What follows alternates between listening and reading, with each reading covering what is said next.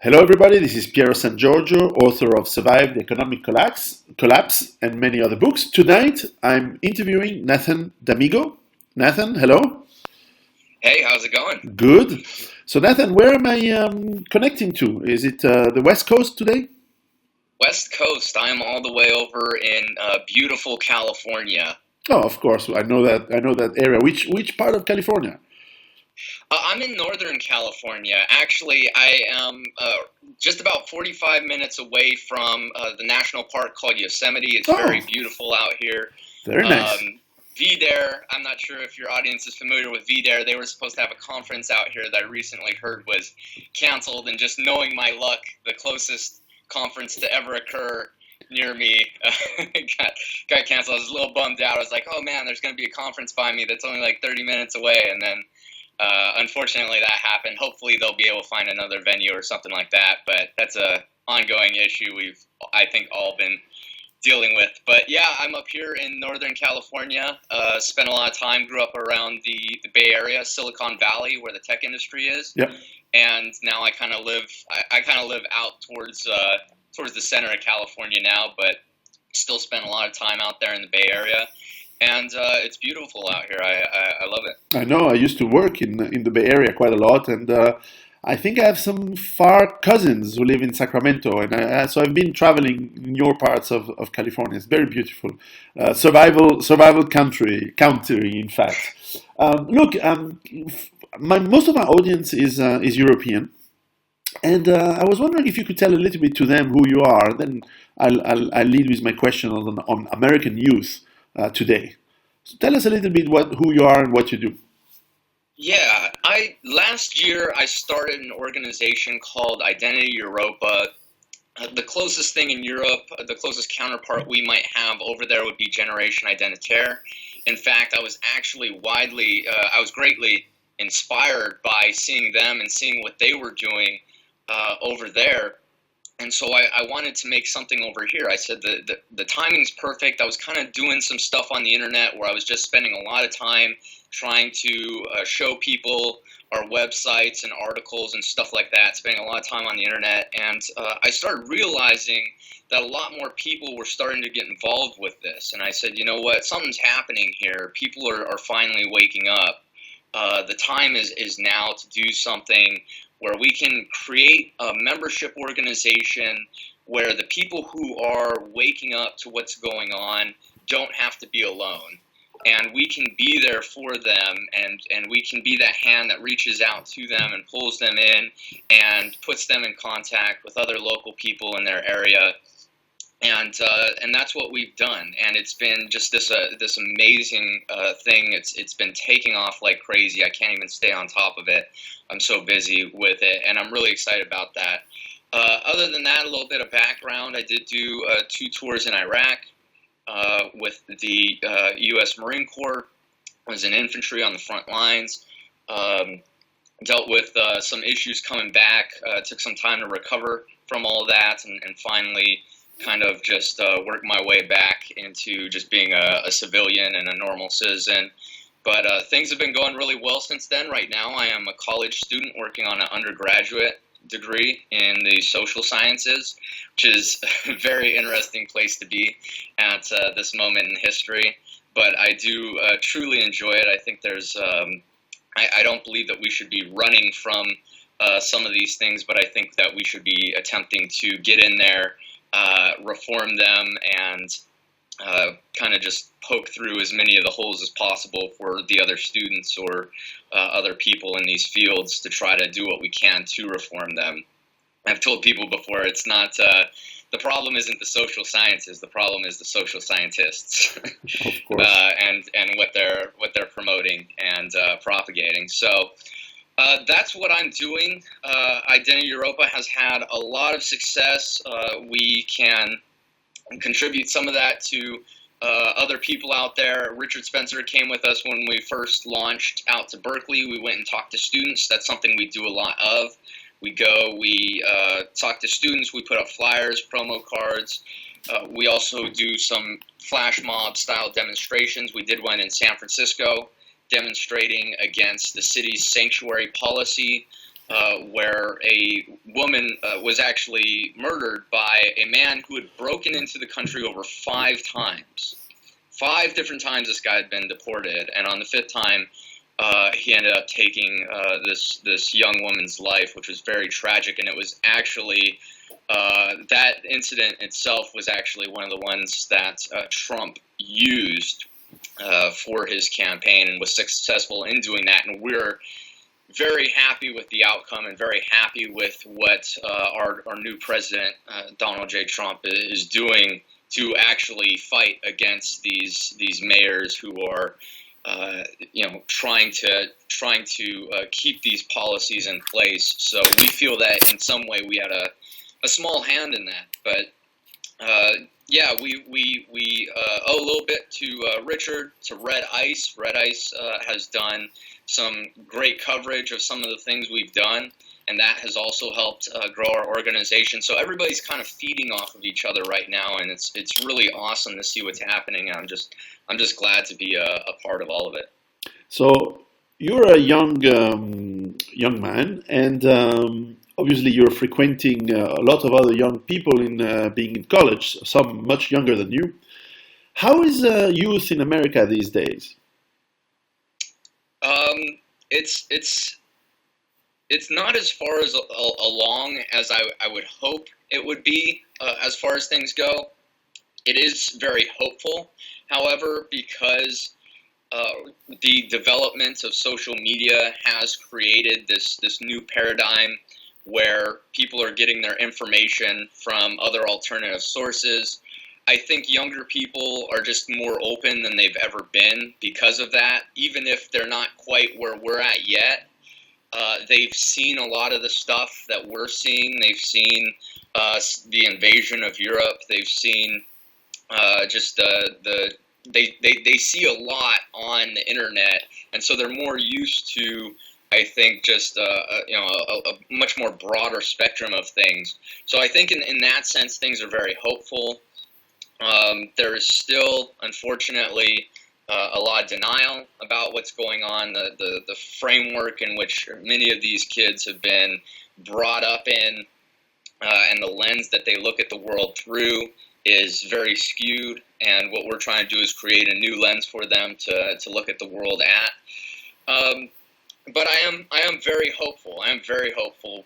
Like I said, I kind of gauge our progress off of a couple different things. One is just the amount of people we have coming into our organization. I would say the average age of our members are probably between 24 to 28. So it's a very young demographic, and it's very tightly clustered around that age group. And then it spreads a little bit out into the kind of mid-30s.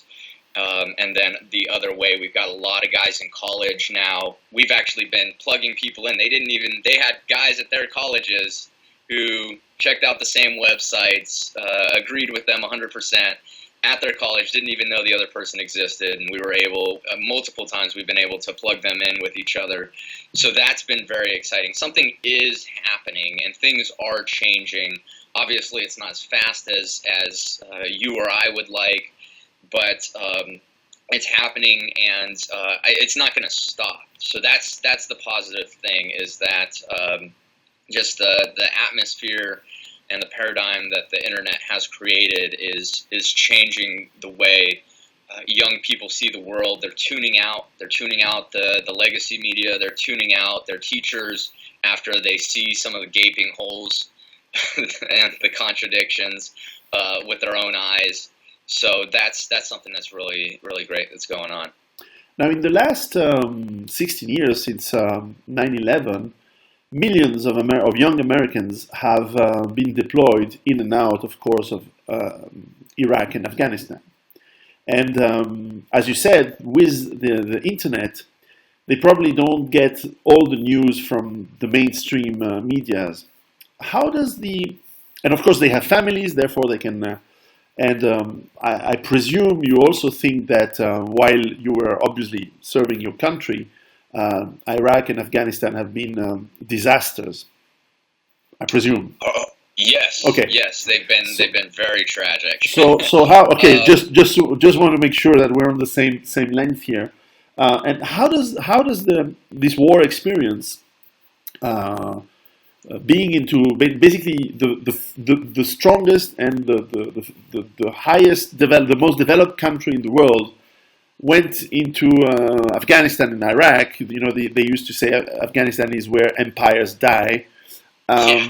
And of course, that experience you went True. to probably the poorest country in the world, bombed lots of rocks and goats and people, and tried to do what you were trying to do. I haven't been in Afghanistan, so I can't say much.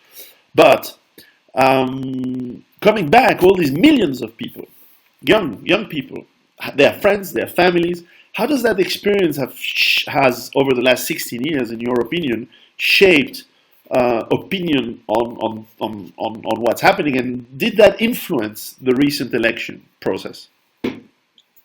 Oh, most definitely.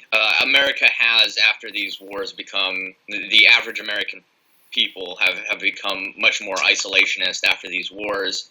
They've seen their friends or family members either killed over there or horrifically injured or come back just not the same and having a really hard time reintegrating into society, and that's had a major impact. It's been very demoralizing for people who put everything on the line out there, thinking they were doing a good thing, thinking that this guy Saddam. I'm not going to say Saddam was a nice guy No, at all, no one but says that. thinking that they were going to topple this dictator and usher in this democratic utopia, and then for it just to go from bad to worse to horrific to what we've seen over the last year or so with ISIS was really demoralizing, and it was really a wake up call.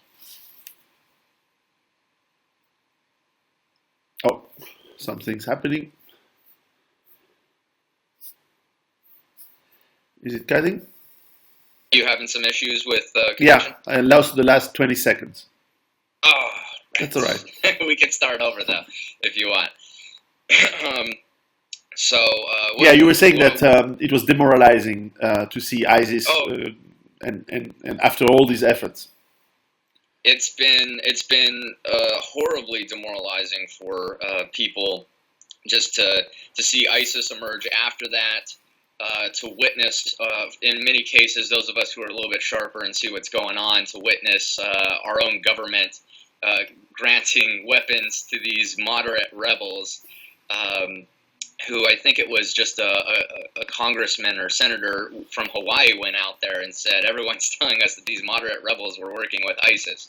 So essentially we were funding ISIS either indirectly through these proxy groups, Of but we were course. still funding the people who were helping just do horrific things, and it is just very tragic that we would be part of that. So it's caused a great amount of disillusionment. Another interesting thing, I would actually say that we have so many military people in our groups because of this. I think I was sitting down at a meeting we had the other day in San Francisco, and I was looking around the table, and I realized we had about five guys who had all been in the Marine Corps. So that was very interesting. Also, we have other than just having a lot of military, we also have a lot of college educated people.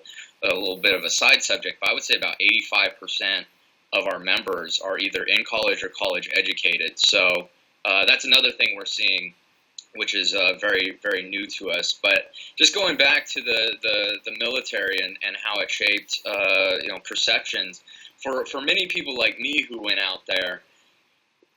It was. I grew up in a multicultural, multiracial society. California, living as a person of European heritage in California in the '90s and early 2000s, um, I was a minority, just like every other racial or ethnic group was a minority. Um, and it's kind of hard to when you're swimming around in something. It's oftentimes kind of hard to uh, see issues with what's going on. But we got over to Iraq, and one of the first things that happened when I was out there within my first week or so, we were driving down the freeway and we heard some gunshots, and we stopped to figure out what was going on. And it ended up being that we weren't getting shot at. It was actually some Iraqis getting in a shootout with each other. And come to find out, these people were from different ethnic groups, different religious groups within Islam, and these people really didn't like each other. And this was a constant thing that we kept seeing You're was these describing people. Paris. Yeah, yeah.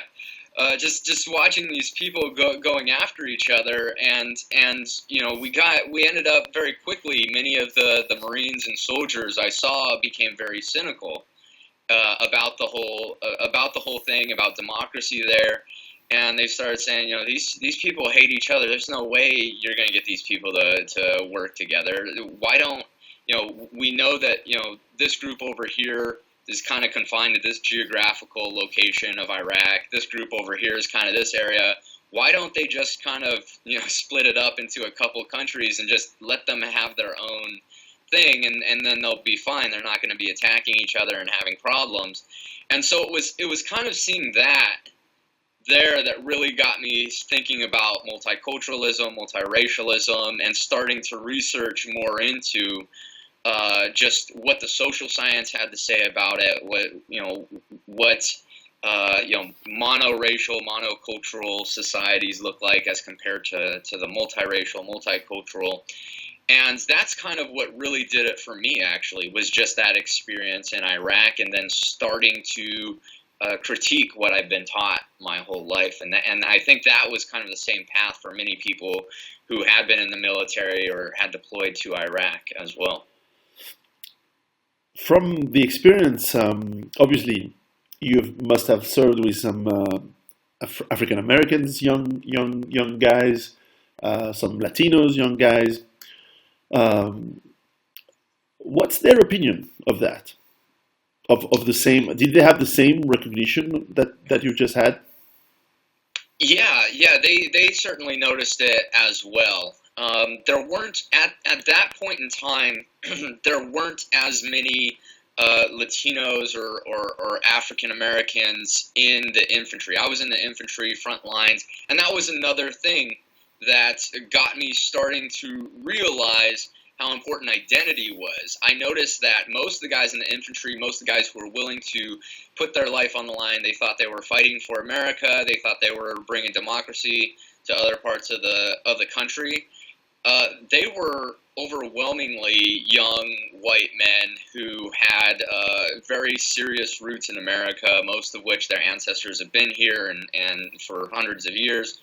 And I noticed that, in fact, we only had like a handful of African Americans, and the few that I did know were in what's called motor T. They drove trucks. They were not in infantry. And even talking to them, I remember talking to them, and they're like, "Oh, I'm not gonna die for America. I'm just here to collect this paycheck and get these benefits. And obviously I have to work, but this is my way of getting a good job that's going to pay benefits, but I don't care one bit about the country." And so it started sinking into me that that this was an issue of identity, that other people of other racial groups joined different parts of the military so that they specifically wouldn't have to be in combat roles, because they simply didn't believe in America the way that people of European heritage, whose ancestors built the country, did. So that was another big thing for me that kind of led me down this path. Now, I have seen more recently. I'm still in like a Facebook group with my unit, and I have seen that has slowly started to change. But I think that change has come perhaps more just out of a matter of demographic change, um, than anything. Because you were That's each. you were in Yeah, in Iraq which years? I was in Iraq between the winter of 2005 to 2006, and then I went back in the summer of 2007. Okay, So that was, I think, I don't remember when they started the surge. I think they started the surge in 2006 or yeah. so. So, Uh, we, yeah. we we never crossed paths. I was in March 2005 in Nasiriyah for a month. Oh, really? Yeah, Okay. Okay. Wow. that was Yeah, where I was in. yeah, I Italians was were there. okay. Yeah, I was in the Al Anbar province. Yeah, From time to time, we'd see some troops from the UK, or we'd see some guys from Australia. But yeah, there were a lot of different people there, but primarily it was primarily us leading it up. yeah, no, I So know what you mean. Now, to come back yeah, into the United States youth, what's the point of view today of young people about the economic future for them? it's not it's not not anything nice. I mean, young people. At least I'm not so sure. Maybe like in the college range, it might be different if you're looking at 18 to 22. But I think that young adults, 20, 23 to 28 are very disillusioned with the economy. They're very, very skeptical. I think that had a major influence with Trump, the Trump campaign and administration. One of the things we actually saw Trump just do was he scrapped the TPP agreement, and strangely enough, that's something that a lot of young people were really against, Yeah. and were really for supporting Democratic candidate Bernie Sanders. So I would say that, and I'm kind of interested too because I haven't talked to anyone yet. I would like to, and I go to colleges often and talk to students, and this is one of the questions I would like to ask them because Bernie Sanders was very popular Yes. among college students, and I'd like to ask them what they think about Trump actually scrapping TPP, and whether or not that has actually kind of changed their view of him. Obviously, this is something that just happened, but yeah, I think that the prospects of the average young person are certainly not the same as what they were. I think also we're starting to kind of experience a large amount of degree inflation where because of this stagnation, everybody's kind of going back to school. And so then, now you don't just need a 4-year undergraduate. Now you need to get a master's, even just to work your way up the chain and really distinguish yourself from other people. But even then, there's a lot of people that have that. In my own experience, I've met a lot of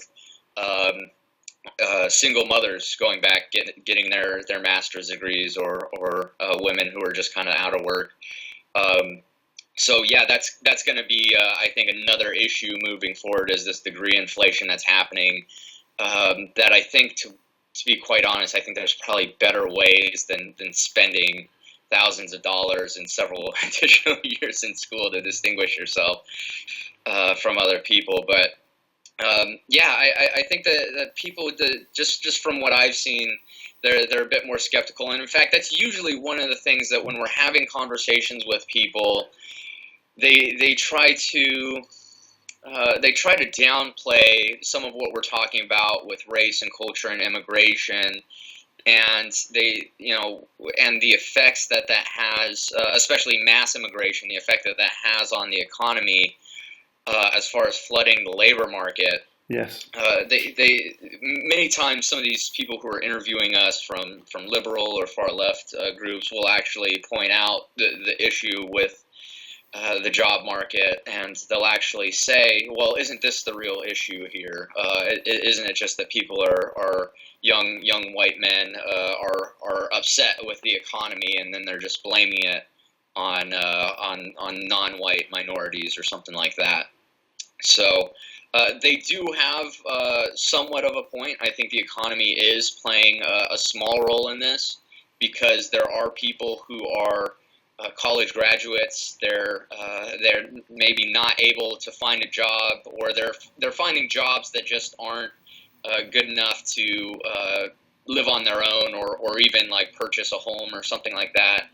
And so they've got all this spare time on their hands, and they're using that spare time on the internet, uh, furthering their education by just keeping up what's going on. Many of these guys are typically like NPR listeners, and they're starting to switch over to these alternative media sources that are providing answers for them for other things other than the economy.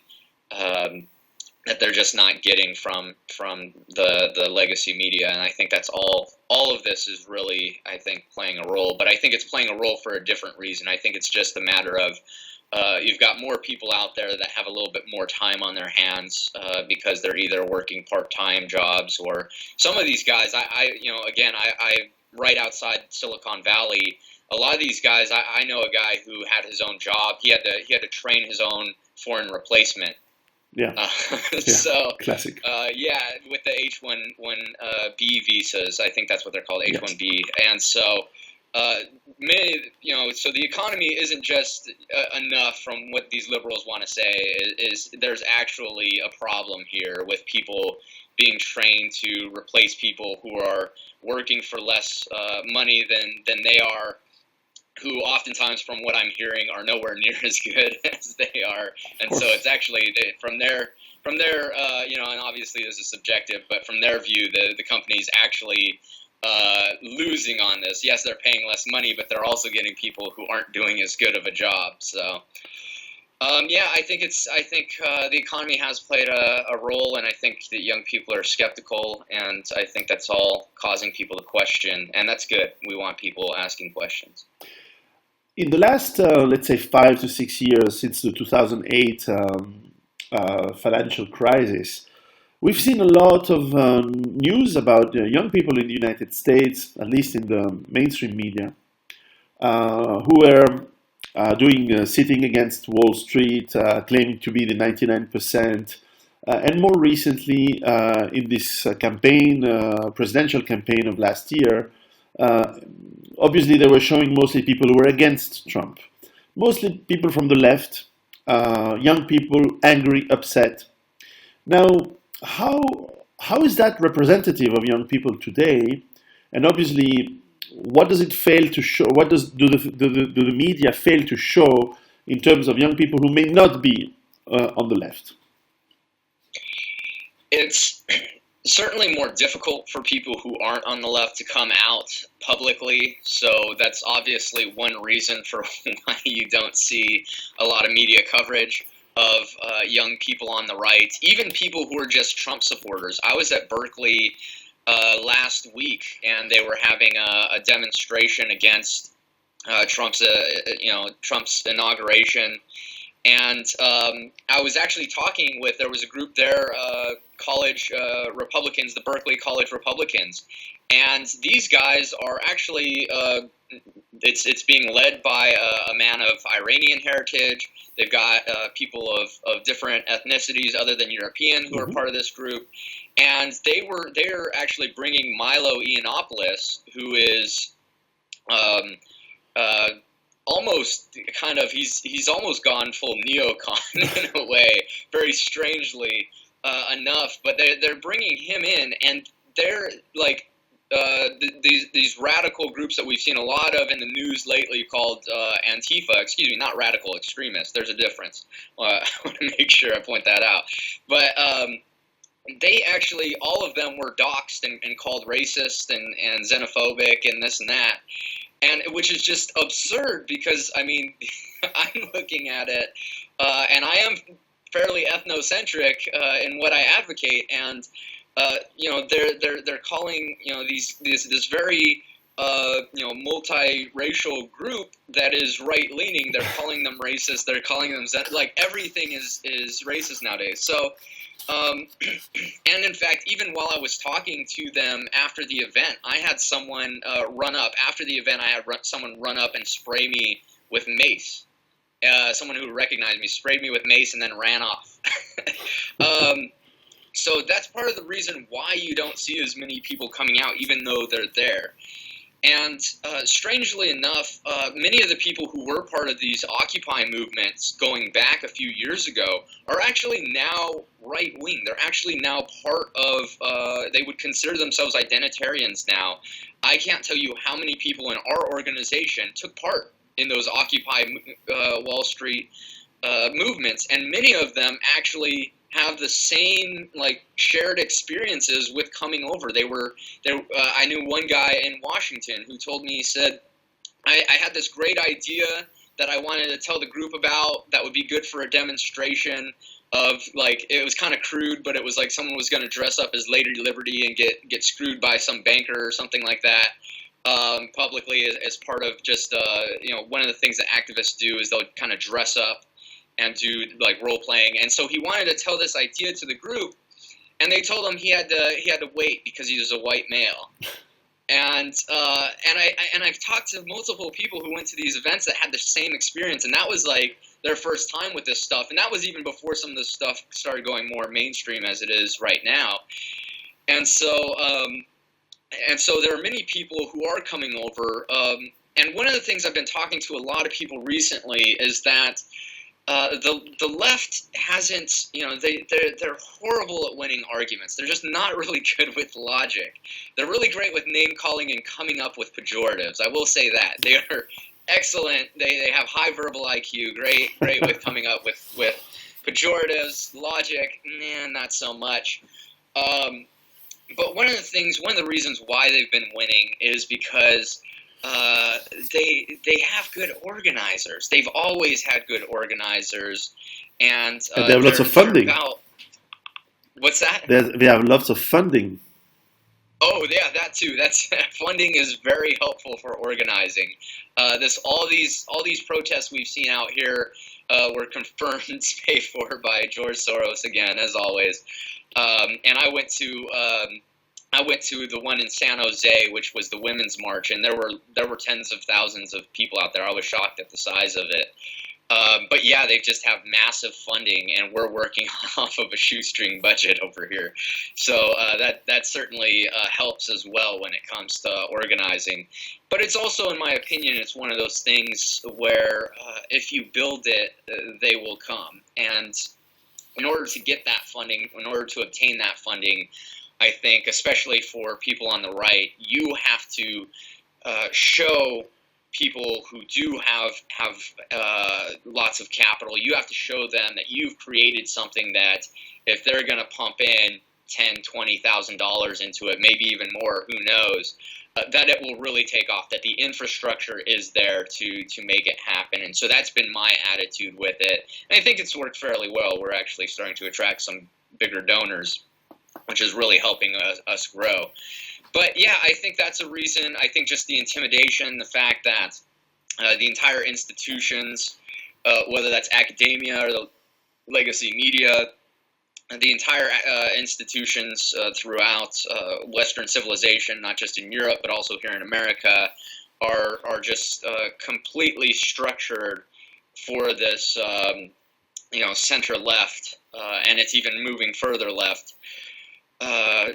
Type ideology. And I think that's another reason why it's so easy for them to get people out there, is because it's acceptable to have those views, and you lose nothing by having those views. Yeah. And it's a way of for the normal person of status signaling to everyone else how good they are, how they share the right, they have the right opinions.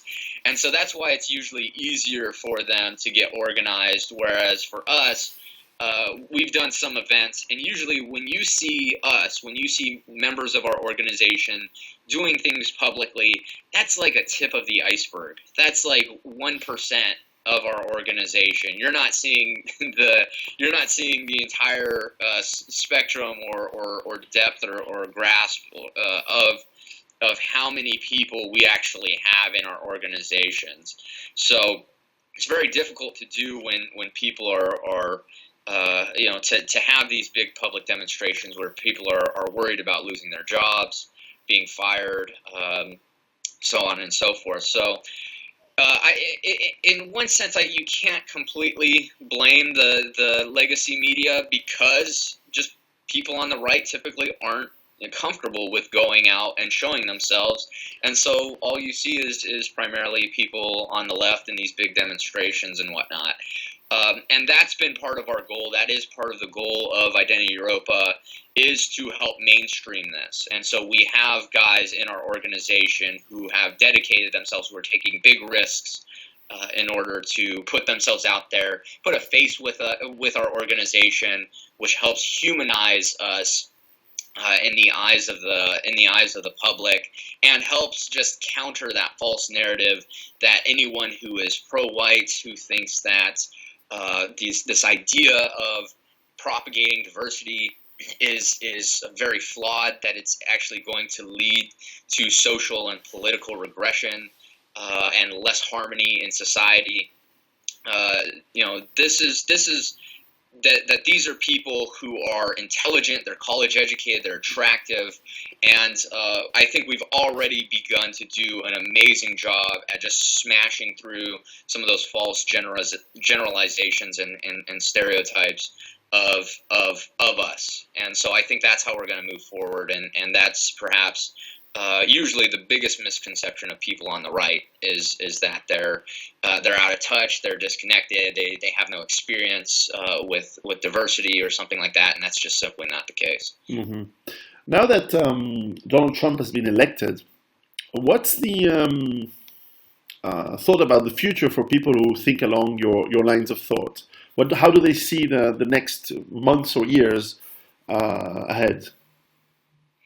It's been Trump's election has been just a major boost to morale for us. It's also been a major boost to us. Many of the people who first started getting interested in politics about a year ago with the Trump campaign, actually, by the time the campaign was winding down and ending and he had won, they had already started to find our organizations. So they went from being kind of civic nationalist, populist, to finding our organizations. And then as soon as he won, we got a flood of people who had kind of just been holding out the last month or two after their views kind of completely turned to going even further and even more radical than Trump, and have now joined our organization, many of which, some of these people are already public with their views, and they have large followings themselves on social media. So that's something I'm really excited about because many times they bring over a lot of people as well when they join, and when they kind of have their final red pill conversion, they bring over a lot of people with them. So we've seen several people on social media doing this, and we're kind of pulling the whole window back the other direction. So this is something that's very positive, that we're all very happy about. I was really skeptical, even up until Trump winning, I was very skeptical with whether or not he would fulfill his campaign promises. I'm happy to say that I've been shocked about this, that he actually has been just going full tilt, just one executive order after another.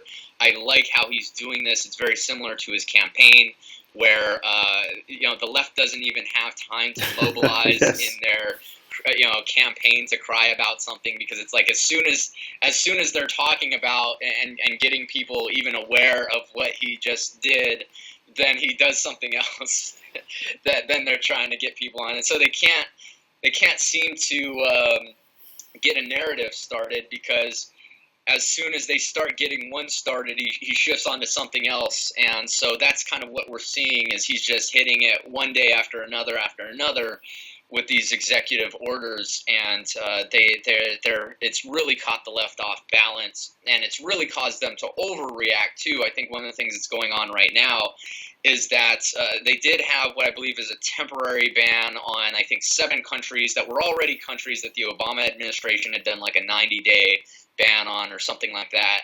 And these people are calling it a Muslim ban. It's not. There are tons of Muslim countries that he hasn't banned people from coming here, and so they're really overplaying their hand.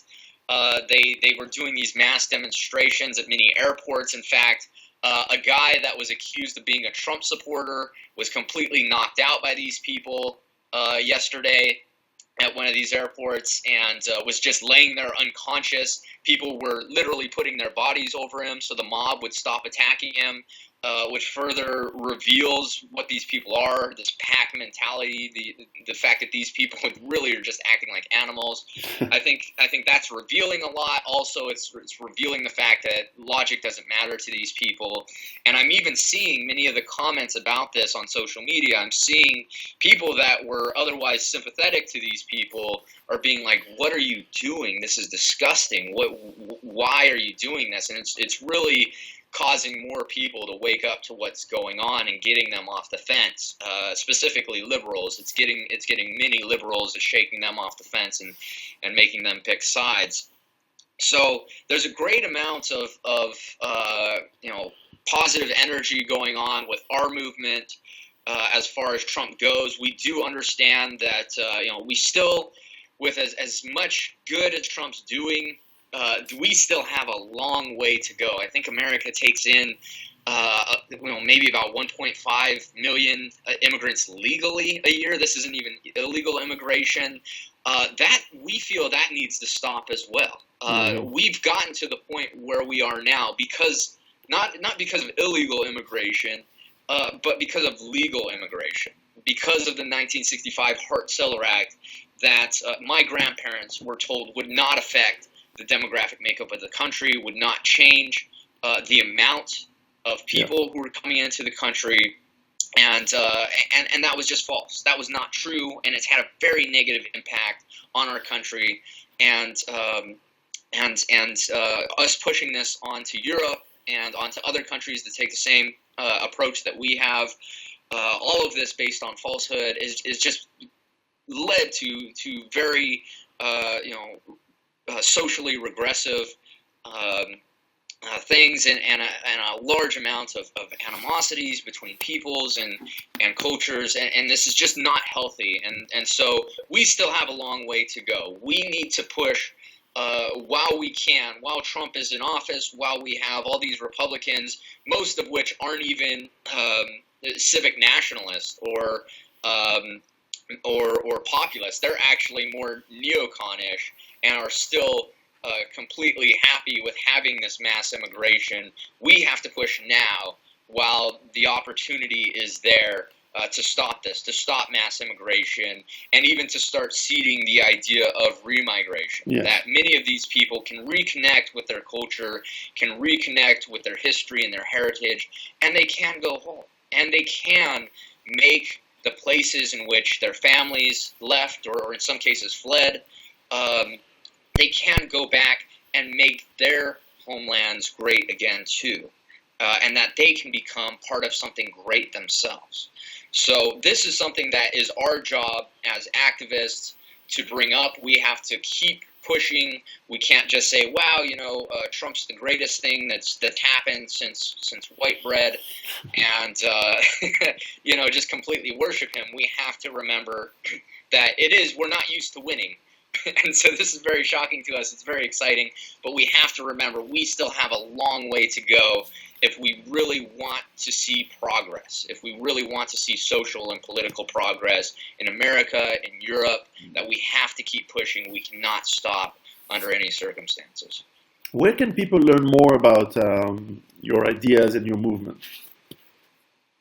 We have a great educational section on our website. We are geared more towards activists who kind of already know what time it is, but we do have really good educational resources on our website. They can check out identityeuropa.com. We spell it with a V and not a U, but we do own the URLs to both. There's this really awesome thing called a search engine. If you just go, I've heard it's called like Google or something, and if you just type in Identity Europa or anything close to that, it will pop up. Like even if you butcher it, it'll still pop up. You'll find us. We're also on social media, Twitter, Facebook. Follow us.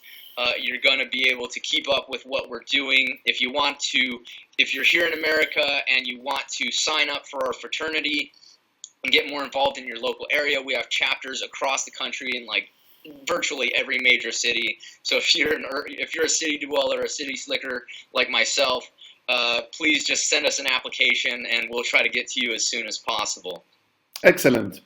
Well, with that, until next time, Nathan, I thank you very much for your time, and all the best for the next few months, and for your studies. Definitely. Thank you for having me on. Take care.